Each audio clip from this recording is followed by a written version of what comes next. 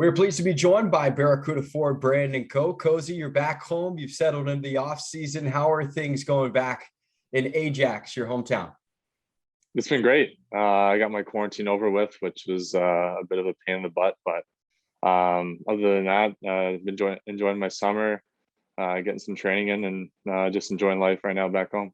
I've been asking all the Canadians the process that they had to deal with quarantine, and everyone seems like they had a different approach to get across the border, whether they rented a U-Haul, whether they walked across. How do you get back home, and what was the process dealing with quarantine?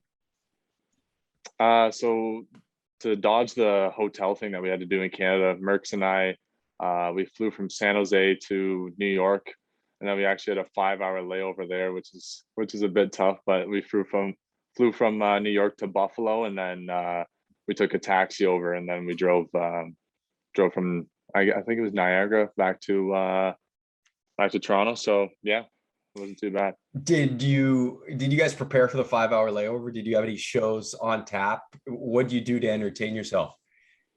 You know, we were exhausted, so I think there was a part where probably for 3 hours, I think we were napping on the floor at JFK in the terminal, waiting for our next flight. But yeah, we were just chatting, had a little nap, and yeah, just watched some Netflix. We were texting back and forth as we were setting up this interview, and we had to work around a little bit around your training schedule right now, because you're right in the thick of it for off-season training. Fill us in on what your off-season training looks like. Who are you training with? Who's your trainer? Where are you going? Kind of give us an overarching scope on what you're doing this off-season to continue to improve.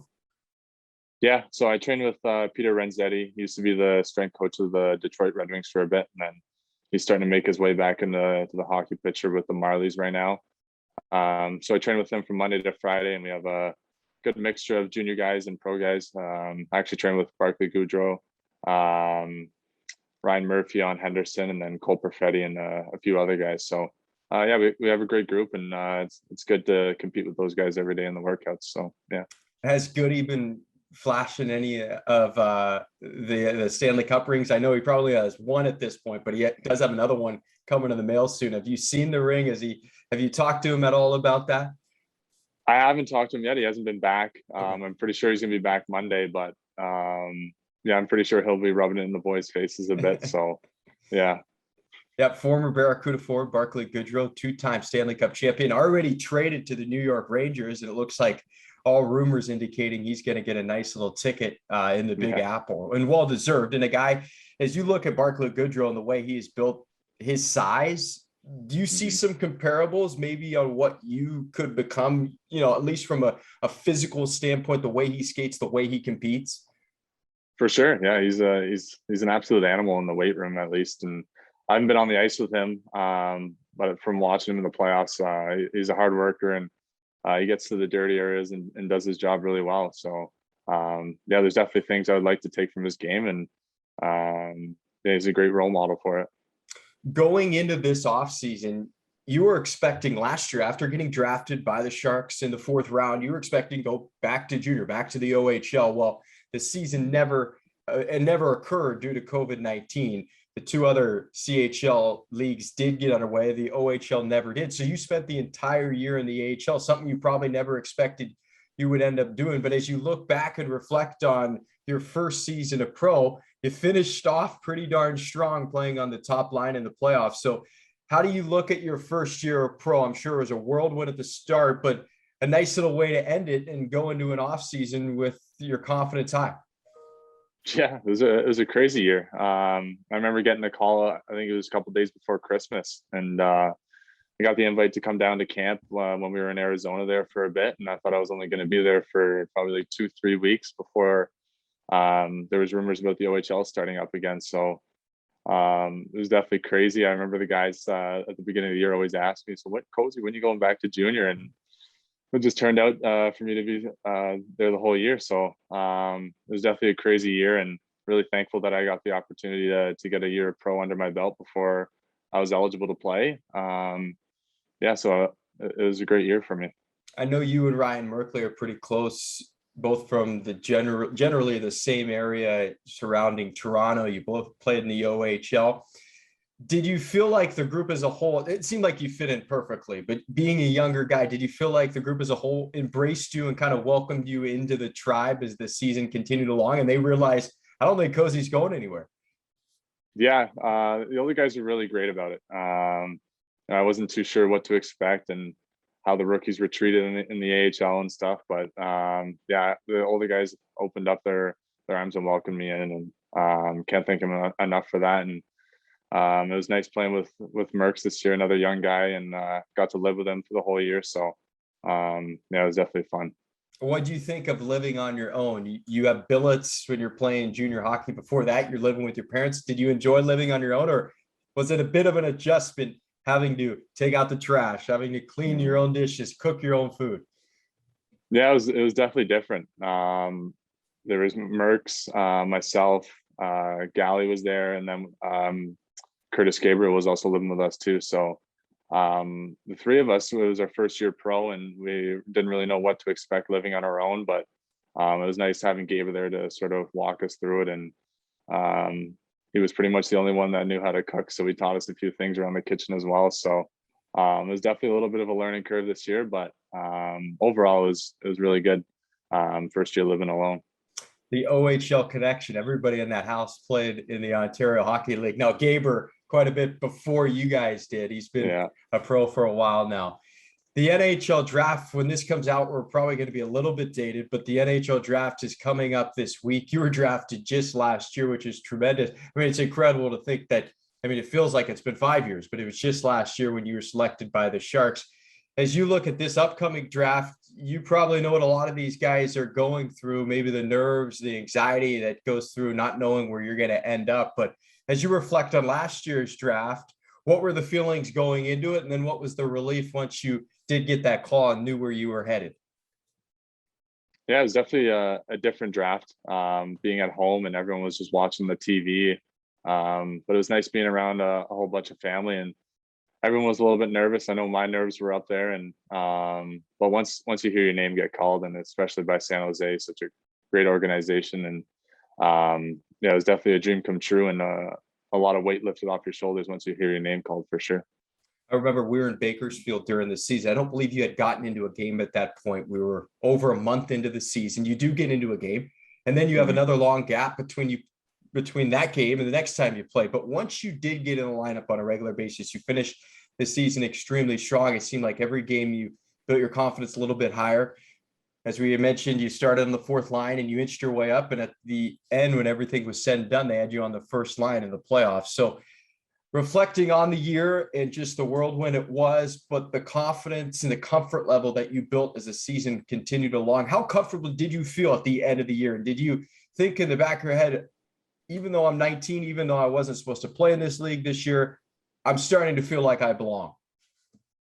Yeah, for sure. To start off with, my first game, I was really nervous, and didn't really know what to expect. It was a lot different from the preseason games, a lot faster, and don't have a lot of time with the puck. But as the season went on and the more games I got, the more and more comfortable I got, which is really good. And going into next season, yeah, it should be really good, and got my confidence back, and make bigger steps from there. I always think about players who get called up to the NHL and they put them on the fourth line and they play under 7 minutes and they touch the puck maybe 3 or 4 times. It's a thrill to get to the NHL, but they don't get a great opportunity to try to showcase their skills. So in that first game, reflecting in your first AHL game, you're trying to maximize the opportunity, try to make an impression, yet you don't want to make a mistake. So what is the approach going into a situation like that? Is it trying to just calm your nerves, play within yourself, or are you trying to make an impression? What is the approach? Well, both for sure. I think going into it, I wanted to show the coaches and everyone what I had, and I wanted to play my game. But going into it, I just tried to keep my game simple, get pucks in and get pucks out, and don't make any turnovers. But as time went on, I tried to develop my game more and get more comfortable out there and hold on to the puck more. So I think to start off with, I just tried to keep it a little bit more simple and get into the groove of things. But as time went on, I started to get my confidence back and started to play more of my style of play. So aside from training, you're back home in Ajax. You said it's about 30 minutes outside of Toronto. So what else are you doing aside from training, aside from preparing? Are there any things that you're able to do away from the game just to kind of enjoy yourself during the off season? Well, finally, things are starting to open back up. Actually went and saw a movie last night, the new Fast and Furious movie. I can't even remember the last time I was at a movie theater. It felt weird to be back in there, but for the most part, just hanging out with my buddies, grabbing some food, hitting a patio, and a lot of golf for sure. We've been playing a lot of golf since I've been back. The game hasn't really gotten much better, but I've had fun doing it. So before you turned pro, were you a big golfer? It's really entrenched in hockey culture to play the game and then golf on the side. So were you big into it in junior, or is this something you picked up last year? In junior, I wasn't really too big on it. I think the last couple of years I sort of got back into it.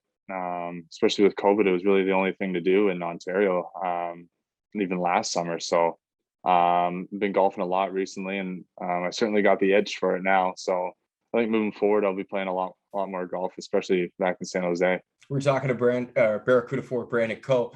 What's the number one meal that you've got to have as soon as you get home? What's the meal mom's making for you?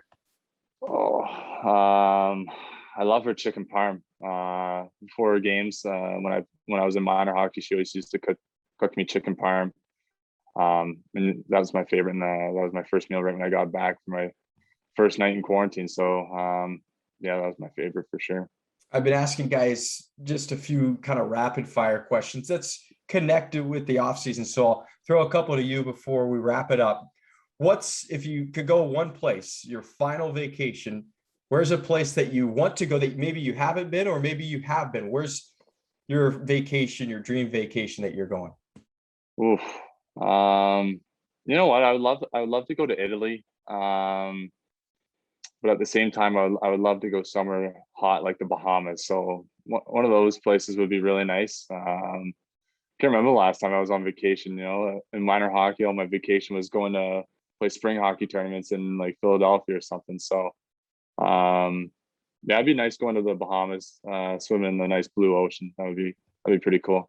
Yeah, you cannot beat the Bahamas. I actually went to Italy, I guess, before COVID hit, so 2 summers ago, and it was incredible. So I recommend both those places. Those are good choices. You've spent some time now kind of by the ocean, living a season in San Jose. You're from Toronto, so you've been around lakes and rivers. If you could choose one of the three, what's your favorite? Are you an ocean? Are you a lake? Or are you a river guy? You know what? Gally and I went down to Santa Cruz this year, and we tried surfing a couple times. And the ocean was really nice. But I think I'm a lake guy deep down. Going up to the cottage in the summer up here, I think I'm a big lake guy. But I'd probably give the ocean the second place. So yeah. I grew up on the ocean, but I did a few lake days this summer. You can't really beat the lake days because of the temperature. It just is so much warmer at the lake, so right? much warmer. You know, you get your boat out there, you do some wake surfing, and yeah. But the ocean's pretty nice too. It's down in Santa Cruz. I know you're around that area, so if you had to choose between a jet ski and a wakeboard boat, what are you choosing? Probably wakeboard boat. You can get all your buddies on there, do a little surf and some tricks over the wake, and you know, the jet skis are fun, but I like hanging around with my buddies more. So it's nice when you get to pile up a few guys in the boat. What is one thing that you want to do before you head back to San Jose? What's one thing back home that you want to make sure to do? You know what? There's not a whole lot to do right now with the COVID restrictions up here, but maybe before I leave, play one more final round of golf with my three buddies. So a nice little farewell round, and then I'll head back down to San Jose.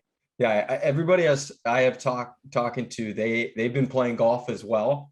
And I was talking to Sazi yesterday. He says it gets pretty competitive around training camp time because everybody wants to show off how much better they got in the off season. So it's certainly going to be competitive. Not a bad idea to get a final round in there and just sharpen up the skills. Brandon Coe, we can't thank you enough for the time, man. Great catching up. Look forward to seeing you whenever you do get back to the Bay Area, but enjoy the rest of your summer. Thank you. Appreciate it.